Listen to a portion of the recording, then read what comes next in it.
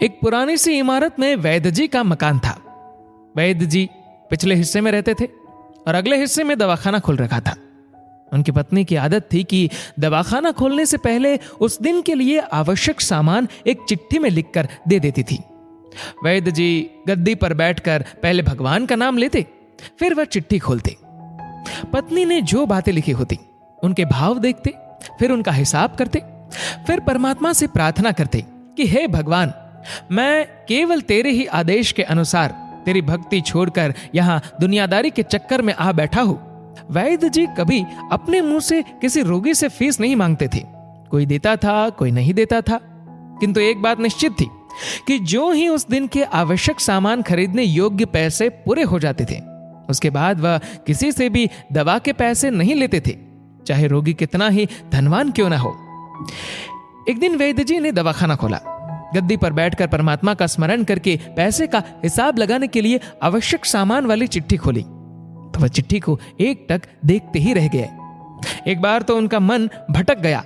उन्हें अपने आंखों के सामने तारे चमकते हुए नजर आए, किंतु शीघ्र ही उन्होंने अपनी तंत्रिकाओं पर नियंत्रण पा लिया। आटे, दाल, चावल आदि के बाद पत्नी ने लिखा था, बेटी का विवाह 20 तारीख को है, उसके दहेज का सामान। कुछ देर सोचते रहे, फिर बाकी चीजों की कीमत लिखने के बाद दहेज के सामने लिखा, यह काम परमात्मा का है, परमात्मा जाने। एक दो रोगी आए थे, उन्हें वैद्य जी दवाई दे रहे थे। इसी दौरान एक बड़ी सी कार उनके दवाखाने के सामने आकर रुकी। वैद्य जी ने कोई खास तवज्जो नहीं दी, क्योंकि कई कारों वाले उनके पास आते रहते थे। दोनों मरीज दवाई लेकर चले गए। वह शूटेड बूटेड साहब कार से बाहर निकले और नमस्ते करके बेंच पर बैठ गए। वैद्य जी ने कहा कि अगर आपको अपने लिए दवा लेनी है तो इधर स्टूल पर आए ताकि आपकी नाड़ी देख लूं, और अगर किसी रोगी की दवाई लेकर जाना है तो बीमारी की स्थिति का वर्णन करें। वह साहब कहने लगे, वैद्य जी, आपने मुझे पहचाना नहीं। मेरा नाम कृष्णलाल है, लेकिन आप मुझे पहचान भी कैसे सकते हैं, क्योंकि मैं 15-16 साल बाद आपके दवाखाने पर आया हूं। आपको पिछली मुलाकात का हाल सुनाता हूं, फिर आपको सारी बात याद आ जाएगी। जब मैं पहली बार यहां आया था तो मैं खुद नहीं आया था, अभी तो ईश्वर मुझे आपके पास ले आया था, क्योंकि ईश्वर ने मुझ पर कृपा की थी और वह मेरा घर आबाद करना चाहता था। हुआ इस तरह था कि मैं कार से अपने पैतृक घर जा रहा था। बिल्कुल आपके दवाखाने के सामने हमारी कार पंक्चर हो गई। ड्राइवर कार का पहिया उतारकर पंक्चर लगवाने चला गया। आपने देखा कि गर्मी में मैं कार के पास खड़ा था, तो आप मेरे पास आए और दवाखाने की ओर इशारा किया और कहा कि इधर आकर कुर्सी पर बैठ जाए। अंधा क्या चाहे, 2 आंखें, और कुर्सी पर आकर मैं बैठ गया। ड्राइवर ने कुछ ज्यादा ही देर लगा दी थी। एक छोटी सी बच्ची भी यहां आपकी मेज के पास खड़ी थी और बार बार कह रही थी, चलो ना बाबा, मुझे भूख लगी है। आप उसे कह रहे थे कि बेटी थोड़ा धीरज धरो, चलते हैं। मैं ये सोचकर कि इतनी देर से आपके पास बैठा था और मेरे ही कारण आप खाना खाने भी नहीं जा रहे थे, मुझे कोई दवाई खरीद लेनी चाहिए ताकि आप मेरे बैठने का भार महसूस न करें। मैंने कहा, वैद्य जी, मैं पिछले 5 से 6 साल से इंग्लैंड में रहकर कारोबार कर रहा हूं। इंग्लैंड जाने से पहले मेरी शादी हो गई थी, लेकिन अब तक बच्चे के सुख से वंचित हूं। यहां भी इलाज कराया और वहां इंग्लैंड में भी, लेकिन किस्मत ने निराशा के सिवा और कुछ नहीं दिया। आपने कहा था, मेरे भाई, भगवान से निराश न हो, याद रखो कि उसके कोष में किसी चीज की कोई कमी नहीं है। आस, औलाद, धन, इज्जत, सुख, दुख, जीवन, मृत्यु, सब कुछ उसी के हाथ में है। ये किसी वैद्य या डॉक्टर के हाथ में नहीं होता और नहीं किसी दवा में होता है। जो कुछ होना होता है वह सब भगवान के आदेश से होता है। औलाद देनी है तो उसी ने देनी है। मुझे याद है आप बातें करते जा रहे थे और साथ साथ पुड़िया भी बनाते जा रहे थे।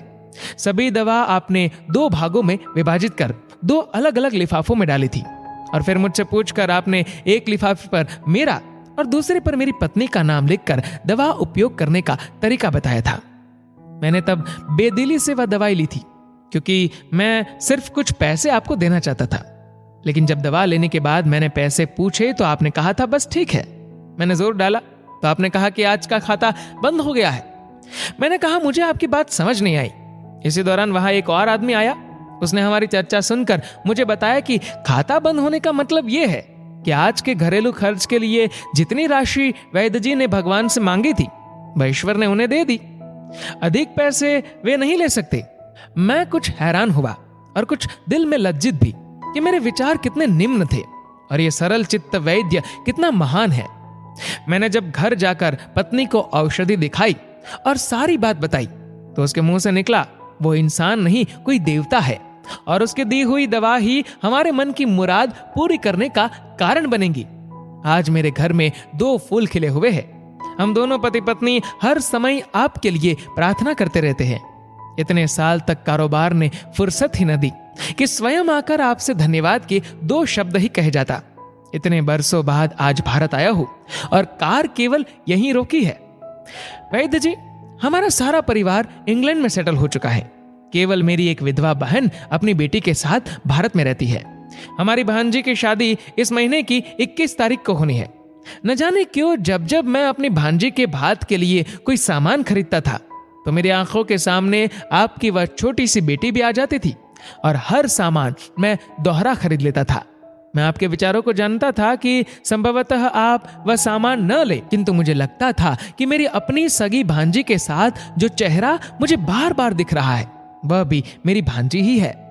मुझे लगता था कि ईश्वर ने इस भांजी के विवाह में भी मुझे भात भरने की जिम्मेदारी दी है। वैद्य जी की आंखें आश्चर्य से खुली की खुली रह गई और बहुत धीमी आवाज में बोले, कृष्णलाल जी, आप जो कुछ कह रहे हैं मुझे समझ नहीं आ रहा कि ईश्वर की ये क्या माया है। आप मेरी श्रीमती के हाथ की लिखी हुई ये चिट्ठी देखिए। और वैद्य जी ने चिट्ठी खोलकर कृष्णलाल जी को पकड़ा दी। वहां उपस्थित सभी ये देखकर हैरान रह गए कि दहेज का सामान के सामने लिखा हुआ था, ये काम परमात्मा का है, परमात्मा जाने। कांपती सी आवाज में वैद्य जी बोले, कृष्णलाल जी, विश्वास कीजिए कि आज तक कभी ऐसा नहीं हुआ कि पत्नी ने चिट्ठी पर आवश्यकता लिखी हो और भगवान ने उसी दिन उसकी व्यवस्था न कर दी हो। आपकी बातें सुनकर तो लगता है कि भगवान को पता होता है कि किस दिन मेरी श्रीमती क्या लिखने वाली है, अन्यथा आपसे इतने दिन पहले ही सामान खरीदना आरंभ न करवा दिया होता परमात्मा ने। वाह भगवान वाह, तू महान है, तू दयावान है। मैं हैरान हूं कि वह कैसे अपने रंग दिखाता है। वैद्य जी ने आगे कहा, मैंने जीवन में सिर्फ एक ही पाठ पढ़ा है कि सुबह परमात्मा का आभार करो, शाम को अच्छा दिन गुजरने का आभार करो, खाते समय उसका आभार करो, सोते समय उसका आभार करो। दोस्तों, आपकी इस वीडियो के बारे में क्या राय है कमेंट करके जरूर बताएगा। और दोस्तों, अगर आपको वीडियो पसंद आए तो इस वीडियो को लाइक करेगा, शेयर करेगा ज्यादा से ज्यादा लोगों तक, और ऐसे ही और भी इंस्पिरेशनल वीडियोस के लिए हमारे फेसबुक पेज को आज ही फॉलो करें। धन्यवाद।